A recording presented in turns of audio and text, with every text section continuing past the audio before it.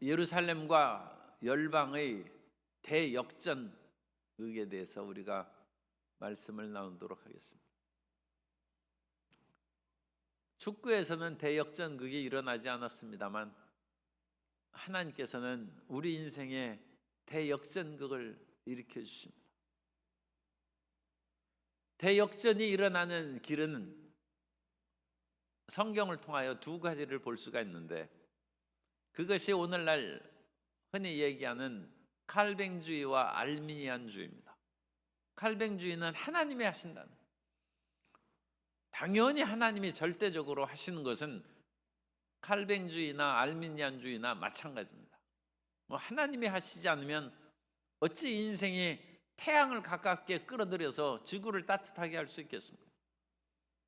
그런데 태양빛이 가까이 다가온다 할지라도 그 빛을 받으려고 밖에 나가는 인간의 노력이 있어야 된다는 것이 알미니안주의의 작은 차이입니다. 하나님이 하시는 것입니다. 하나님이 태양을 돌이켜서 남반구에서 지금 북반구로 옮기고 있습니다. 사실 옮기는 것보다는 지구의 자전축이 이제 변화되어서 그 태양빛을 더 많이 받아들이는 것이죠.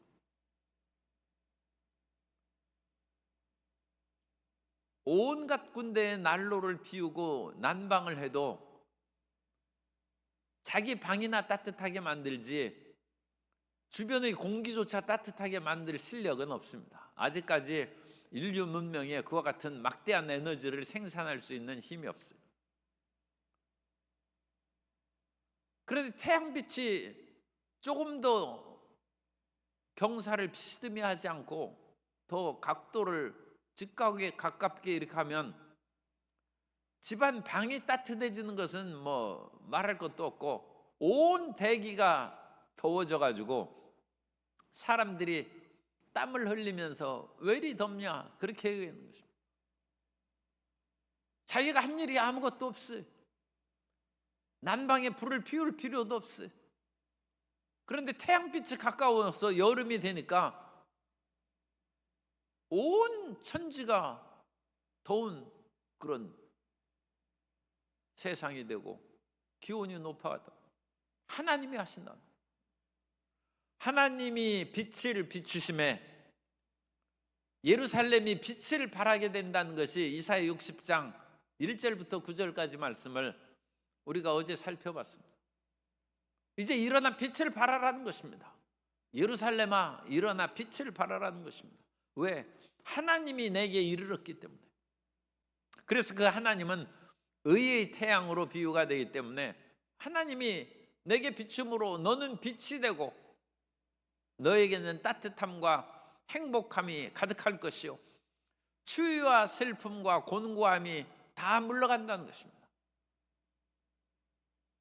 그런데 하나님께서 이제는 너희가 열방 나라들로부터 온갖 괴로움과 시달림을 받았는데 그것을 완전히 뒤집어 버려서 대역전극을 만들어 주신다.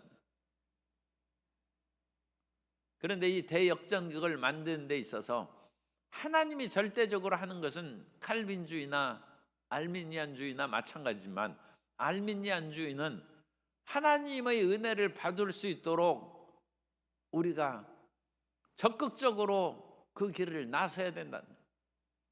태양빛이 비치면 그 빛을 받으려고 뛰어나가야 되는 것이고, 하늘에서 비가 내리면 그 빗물을 받으려고 항아리 뚜껑을 열어놔야 그 항아리 속에 비가 내려서 물이 가득 차게 되는 것이죠.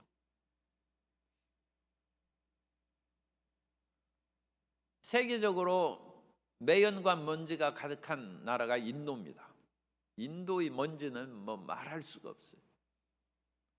그런데 코로나19가 시작돼 몇 달 지나지 않아서 인도 뉴델리 그 북쪽에 있는 그 펀잡 지방입니다. 거기에서 히말라야 산이 보이기 시작했다. 수십 년 동안 히말라야 산이 그 각종 매연과 먼지로 인하여 산을 볼 수가 없었다는 거예요.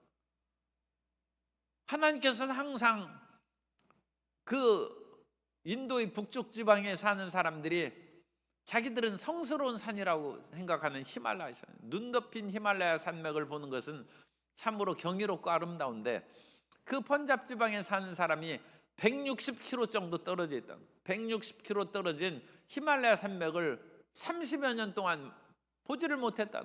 온갖 매연과 먼지로 말미암아 산은 여전히 있는데, 하나님의 사랑은 여전히 거기 있는데, 인간의 잘못으로, 인간의 죄악으로 말미암아 자기들이 그와 같은 성스러운 산을 볼 수가 없었어요.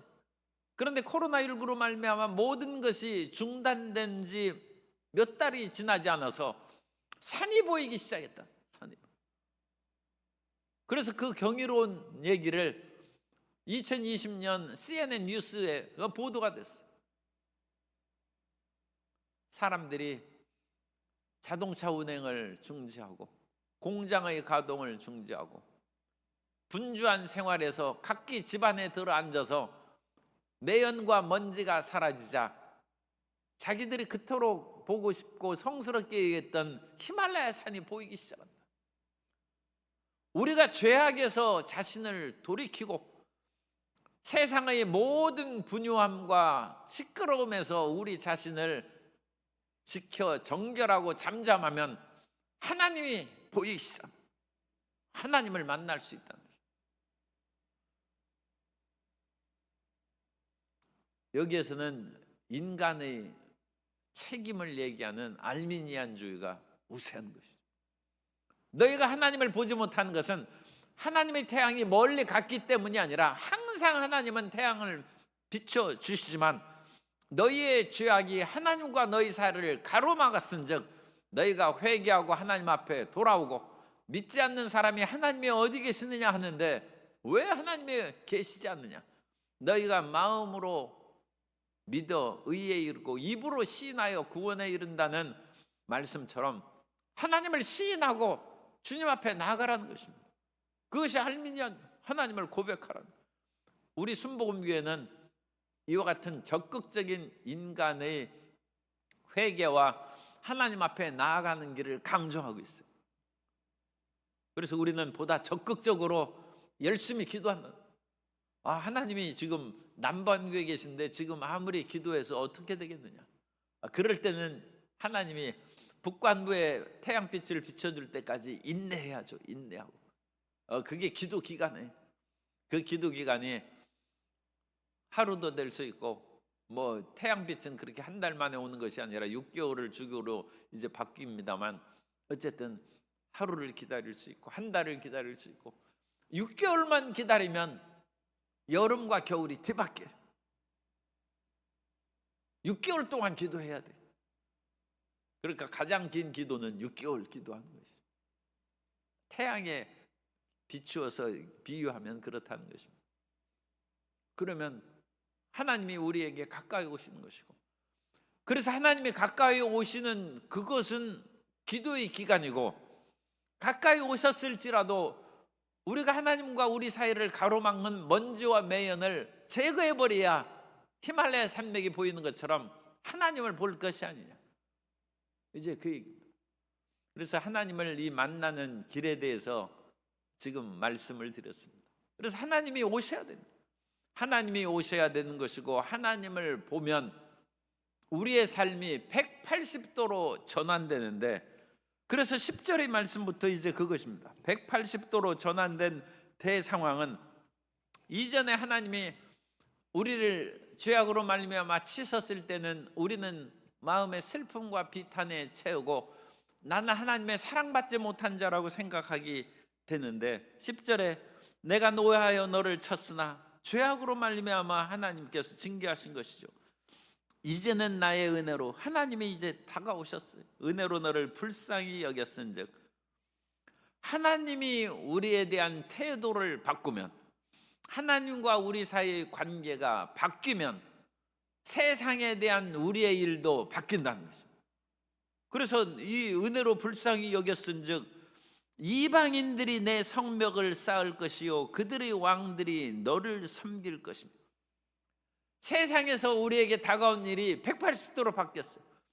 이전엔 여기서 너는 예루살렘입니다. 예루살렘의 성벽을 무너뜨리려고 세상의 군대들이 와가지고 온갖 일을 했는데 오히려 내 성벽을 쌓고 그들의 왕들이 너를 노예로 삼으려고 했었는데 이제는 너희를 섬긴다는 거예요. 이제 세상에서 우리 일하기 쉬운 것입니다. 아무리 세상에서 여기저기 쫓아다니면서 우리가 수주를 받고 물건을 우리가 더 판매하고 다른 삶의 사업의 영역을 늘리려고 온갖 것 하는데 모든 사람이 등을 돌리고 앉아 있어. 우리가 그들을 좋은 말을 하고 섬기는데 너무 지치고 힘들었어요. 그런데 그 지치고 힘든 그 일을 생각하기에 앞서 내가 하나님께 얼마나 지금 다정하고 가까운 사이가 됐는지 그것을 먼저 생각하라는 거예요. 그래서 하나님이 이전엔 노예였으나 이제는 우리를 은혜로 긍휼히 여기시고 이전에는 우리를 미워했으나 이제 하나님이 우리를 사랑하시기 시작한다. 그러면 사람도 바뀌고 사업체가 기업체가 우리를 대하는 태도도 바뀐다는 거죠. 이것이 성경의 가르침입니다. 하나님께 잘 보이라는 것입니다. 그러면 사람이 너를 대하는 것이 달라질 것이고 너를 쳐서 기업을 흔들리고 무너뜨리려고 했던 그런 모든 사람들이 오히려 내 성벽을 내 기업을 쌓고 세워주고 왕들이 내게 와서 너를 오히려 섬길 것이며 항상 적들이 와가지고 무슨 일을 할지 모르니까 우리 성문을 열어놓을 데가 없어요. 성문을 항상 닫은 폐쇄적이고 우울과 낙심 속에서 살아갔는데 하나님이 우리와 함께 계시오니 이제는 태평천하에는 성문이 항상 열려 있습니다. 고대 세계에 왜 성문을 닫습니까?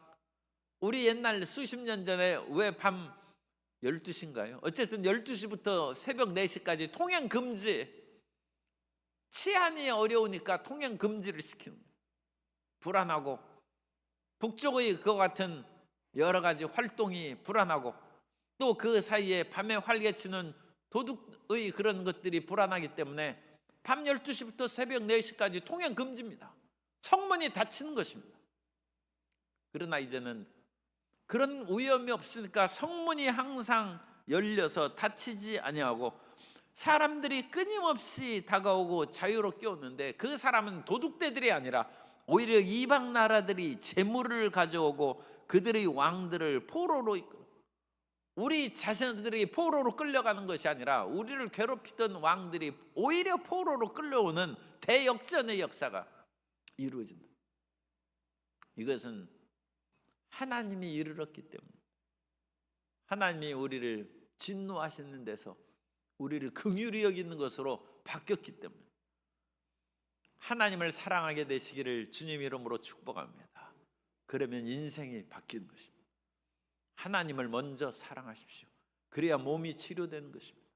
하나님을 사랑하시기 바랍니다. 그래야 사업이 잘 되는 것입니다. 아무리 말버둥 쳐도 어려운 것은 하나님 사랑하는 마음은 바뀌지 않았는데 사업만 잘 되려고 몸부림치니까 이 태양이 가까이 오지 않았는데 온 천하가 따뜻하게 변하겠습니까? 하나님이 가까이 오셔야 됩니다. 그 이야기가 그냥 쭉 16절까지 계속되는 것입니다. 12절에 너를 섬기지 아니하는 백성과 나라는 이제는 우리를 미워하는 자들은 파멸되는 거예요. 이전에는 우리가 하나님께 미움을 당해서 나 자신이 파멸되고 있는데 이제 하나님이 내 편이 되시고 나를 사랑하시니 나를 섬기지 않고 미워하는 백성과 나라는 파멸되니 그 백성들은 반드시 진멸될 것이고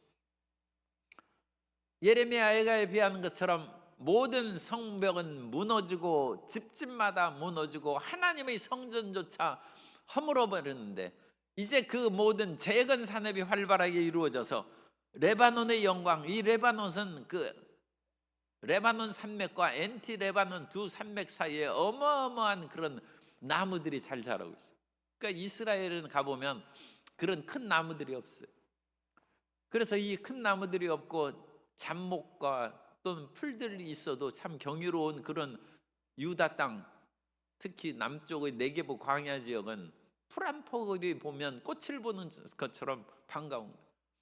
그런 지역에 살던 사람들이 북쪽으로 올라가서 갈릴리 쪽을 지나서 위에 레바논의 지역으로 들어가면 눈이 휘둥그레요. 세상에 이런 거대한 나무들이 어찌 있단 말인가. 이 울창한 숲이 세상에 어찌 존재한단 말인가. 놀라운데 그 좋은 소나무, 잣나무 그런 나무들을 가지고 다시 예루살렘 성 안에 집들을 건설한다는 것입니다. 잣나무와 소나무와 황양목이 함께 내게 이르러 이 비유한 것이죠. 이 나무들이 그러니까 몰려오는 거예요. 사람들이 그 나무를 싣고 와가지고 나의 거룩한 곳, 이 하나님의 예루살렘이죠. 성전을 아름답게 할 것이다.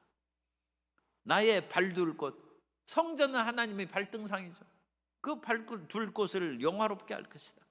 14절 너를 괴롭히던 자의 자손이 몸을 굽혀 내게 나오며, 이전에 거만 떨고 그와 같이 뭐 해주느니 안 해주니 그런 건방 떨던 사람들이 몸을 굽혀 내게 나오며 너를 멸시하는 모든 자가 내 발 아래 엎드려 너를 일컬어 야훼의 성읍이라.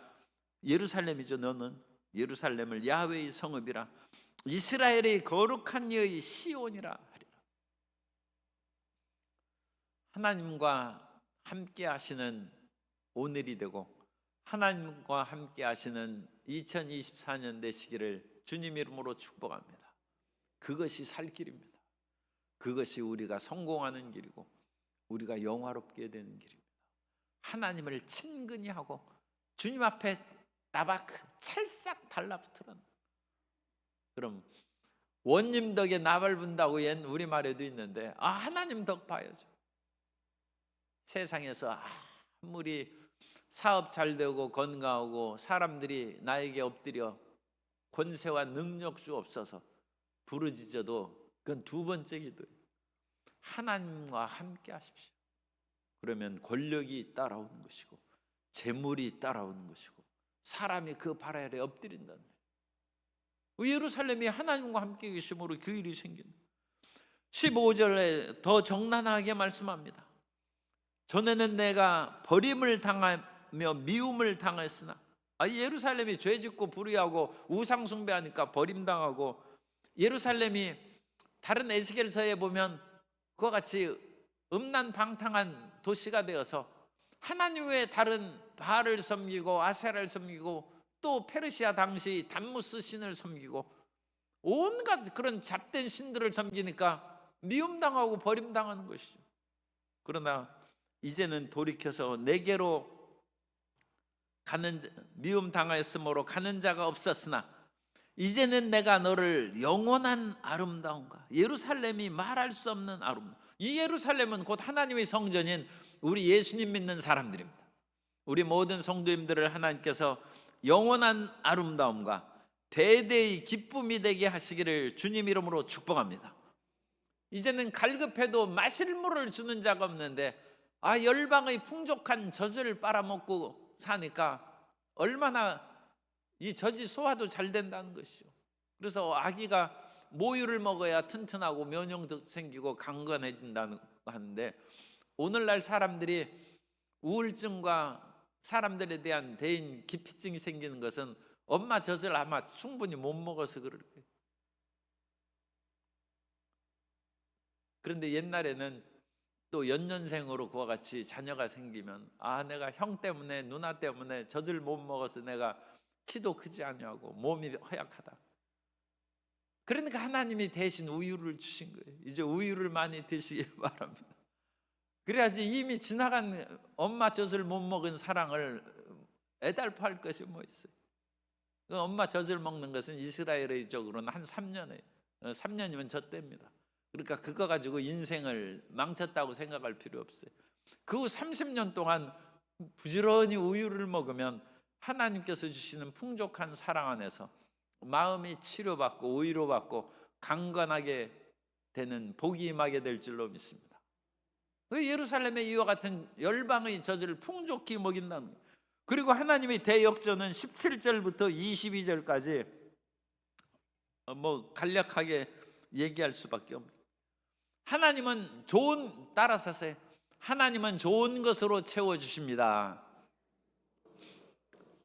하나님은 우리를 억지로 그냥 뭐 복을 주시고 주기 싫은 거 억지로 조금씩 나눠주는 것이 아니라 하나님은 될 수 있으면 더 좋은 것으로 채워주셔서 17절에 더 좋고 귀하고 아름다운 변화가 17절부터 22절까지 이루어진다는 것이죠. 그래서 내가 금을 가지고 놋을 대신하며, 놋은 이제 뭐 황동, 그래서 금 비슷하죠. 그래서 이 놋그릇도 얼핏 보면 그와 같이 금처럼 보일 수도 있어요.